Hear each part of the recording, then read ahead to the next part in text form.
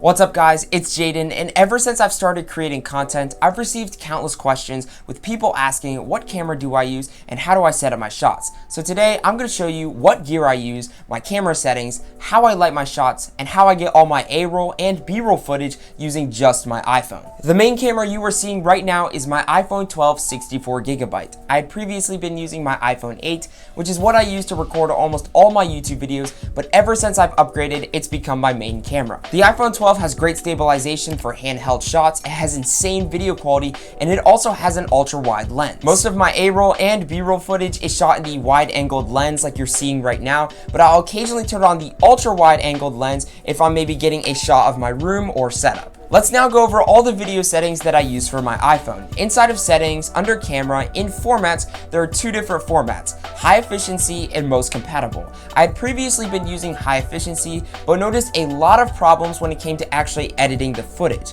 I then switched over to most compatible, and ever since then, I have not had any problems. The one sacrifice I had to make switching from high efficiency to most compatible is that most compatible took up a little bit more storage. All my videos are shot in 1080p 60, and it allows for smooth, clean B-roll. Now, as much as I would love to shoot in 4K, it just takes up so much storage. Let's now get into all the gear that I use to set up an A-roll shot like this or a B-roll shot. One of the most important things is picking up a tripod. This will help you get stable footage. I'd previously been using a really old, lightweight, cheap tripod, but it got the job done. And you can pick up a solid tripod anywhere from around $20 to $30 on Amazon's website. So I'll leave a few links down below in the description for a few tripods that I would recommend. The old tripod that I was originally using eventually broke, and I decided to invest in a fluid head tripod. A fluid head tripod allows me to get smooth and stable B-roll footage. This tripod has so many different adjustments to allow me to get some cool angles. A tripod like this is extremely overkill, especially for an iPhone, and if you're mainly just going to be sitting down and talking to a camera, there's no point in spending a lot of money on a tripod.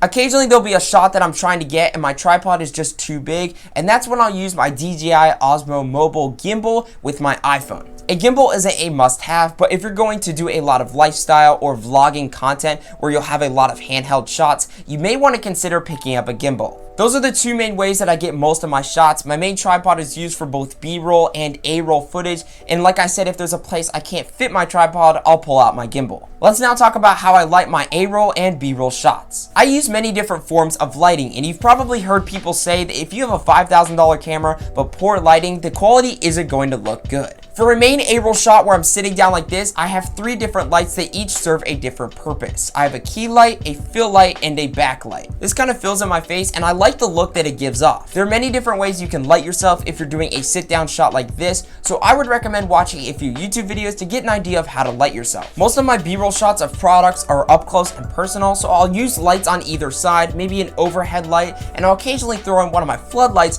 to add a little bit of color. I'll sometimes use my light bar and maybe my RGB strips to add some unique RGB around the product. I'll get creative when filming B-roll, and when I'm filming the product, I'll have a wallpaper in the background. This is super cool because I can completely change the background on my monitor and still get a super cool effect on the product. If you don't have any fancy lights, the best lighting source that you can use is natural light. If it's a nice sunny day, I will always choose natural lights over using my softboxes. This allows for such a nice shot, and I would recommend maybe filming near a window or someplace where there'll be a lot of natural light. If you want to film a sit-down shot, you can also use the natural light, maybe such as your window, to be behind your camera so it shines on your face. I've watched so many YouTube videos on how to properly light your shots, and once you get the hang of it, it really takes your quality to the next level. I'll leave links down below to all the lights I use, as well as some budget lights that you guys can pick up if you're just starting. Let's now get into the audio gear that I use for my videos. No matter how good the quality of your video is, if your audio isn't good, nobody's gonna want to watch it. If you're like me and you're shooting on your iPhone from a distance, you're not gonna want to use the built-in microphone on your phone. As you can see right here, I have a lavalier mic that I picked up on Amazon for around 20 bucks. If I was using the built-in microphone on my phone right now, it would sound very distant, considering that I'm probably more than an arm's length away from my phone. If you do maybe more lifestyle or vlogging content, you can pick up a shotgun mic that you can plug into your phone. I've seen people build like iPhone rigs where you have like a light on the corner and a shotgun mic on the side if you're vlogging with your phone. If you want to be a little more professional, you can pick up a stand and mount the shotgun mic above you to get insane audio quality. When it comes to voiceovers for my YouTube videos, I use my Rode Pod mic. This is my streaming mic, and it's by far the best microphone that I currently own. It's a dynamic XLR microphone hooked up to my Go XLR Mini. You don't need to spend hundreds of dollars to get great sounding audio. This lavalier microphone that I'm currently using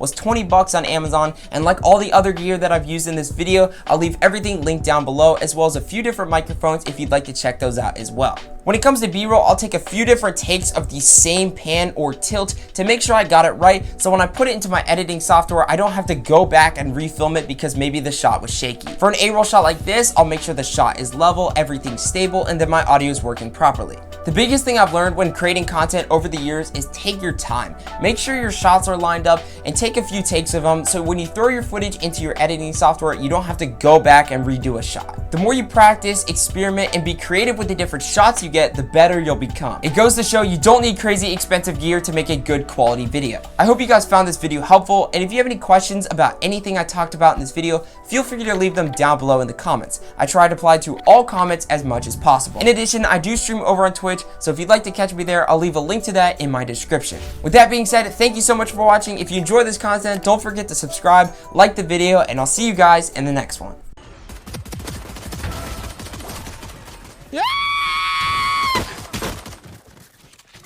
What am I supposed to do?